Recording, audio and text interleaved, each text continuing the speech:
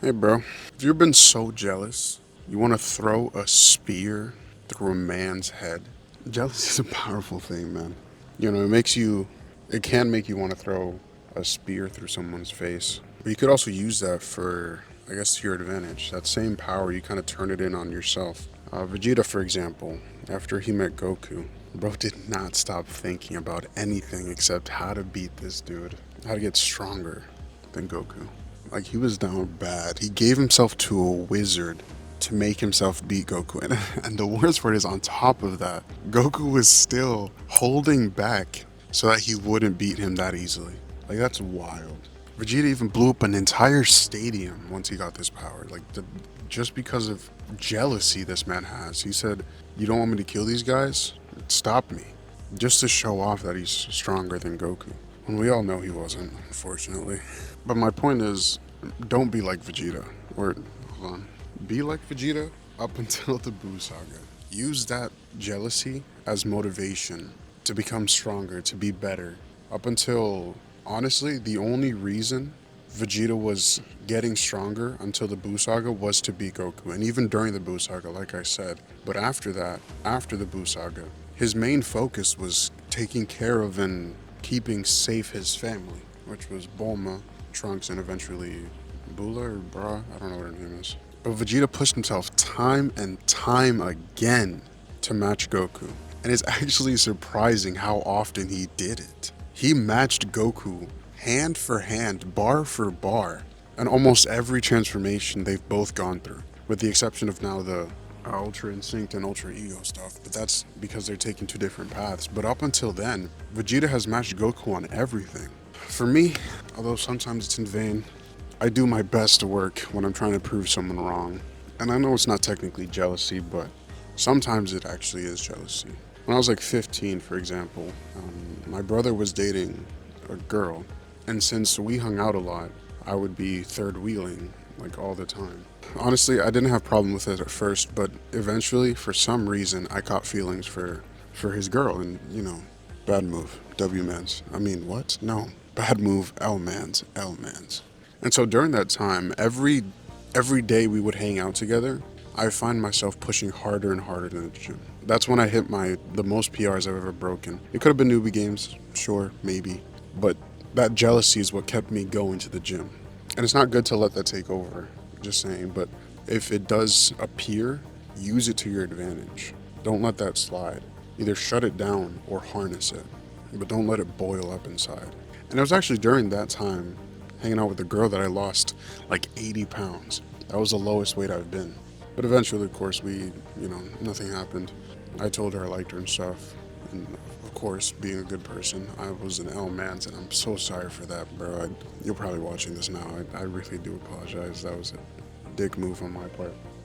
But I did tell her.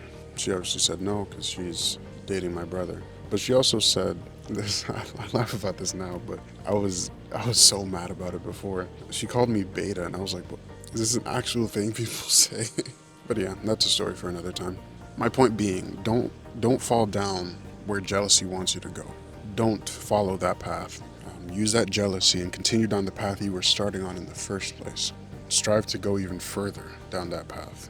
In the Bible, Saul was driven to jealousy, almost to murder. He actually tried to murder David multiple times because David was such a great king and he was just kind of a has-been at that point. He tried various times to stab this man through the face with a spear, to the point where his own son was like helping David not to die because he knew his father would try to kill him so many times. And so jealousy led Saul to ruin.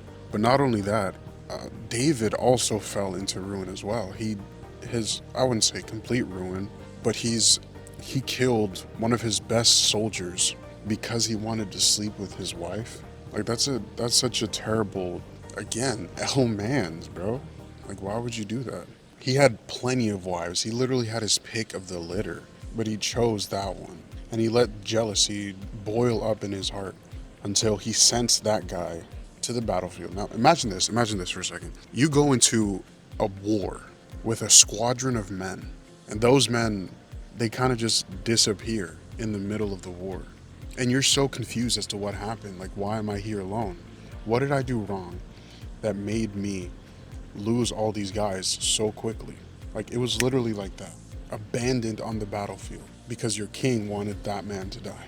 And the worst part is, bro didn't even have the balls to kill him himself. Because at least you'd have some respect for that man. You wanted your woman, he killed you to take her. But no, he sent him rather, to the battlefield to die. Alone at that, alone.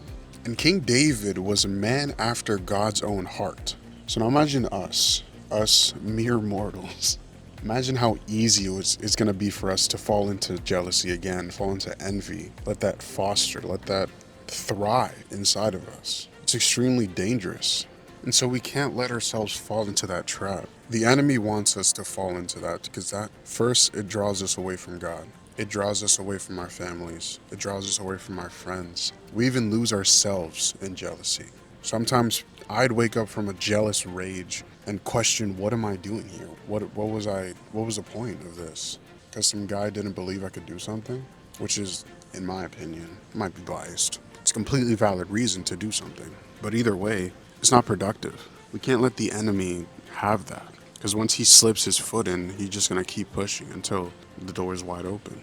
And if the door is wide open, we can't ourselves do anything to stop it. So you call on Jesus. And so to stop him from getting in the first place, what would you do?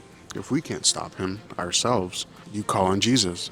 It really is amazing how from the beginning, Jesus can take that little inkling of jealousy and turn that into motivation and a passion that grows into a beautiful talent that could be used to glorify his kingdom in a multitude of ways.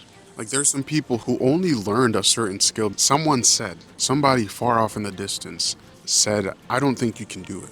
I don't think you can get there. And so they proved them wrong. Through that process, they gained a skill that eventually led to, their purpose. It led to them growing in Christ, growing as a human, being a better person.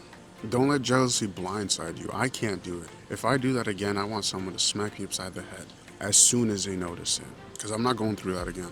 And in the moment, it does feel fine. It feels like you're chilling, you're good. You don't have to worry about anything, because all you're doing is fighting for what's yours, fighting for what you deserve.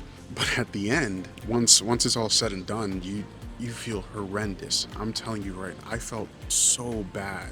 And there's so many other occasions where it's like, for example, let's say my friend was being awarded something that I worked just as hard for, but they did better. Am I really going to sit there and not congratulate them? Like, be a terrible friend because I didn't get there? No. But jealousy would make you do that. Jealousy has made me do that. Like, I sit there with a pouty face, all angry because they made it and I couldn't. That's not their fault. And if you want to take that jealousy and get there, it's even better. But don't let that fester. Don't let that concede hatred.